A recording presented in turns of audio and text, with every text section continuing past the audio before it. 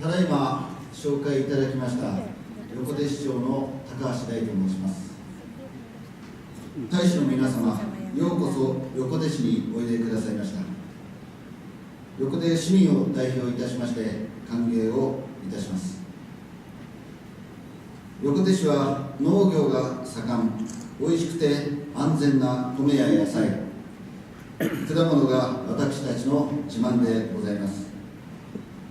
この豊かな農作物もおいしい水といったおいしい水と大地といった自然の恵みが育んでくれました。この農業を支える豊かな水が絶えることがないようにと願って始まった祭りが鎌倉であります。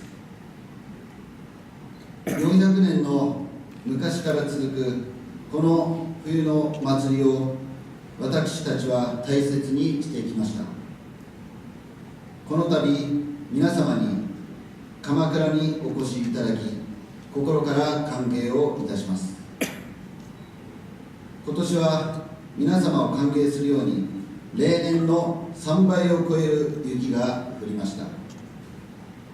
私たち横手市民はこの雪とともに生きて文化を育んできました。今宵は短い時間ではありますが、この雪国の文化と味をお楽しみいただければと思います。そしてこのご縁をきっかけに皆様との交流の輪を広げさせていただければ幸いです。ありがとうございました。On behalf of all local residents. Selamat malam. Mohon maaf saya menyampaikan dalam bahasa Indonesia.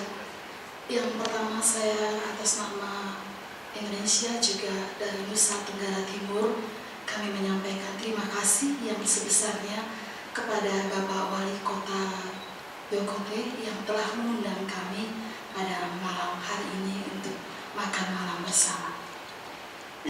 Nusa Tenggara Timur sangat terkenal dengan begitu banyak budayanya.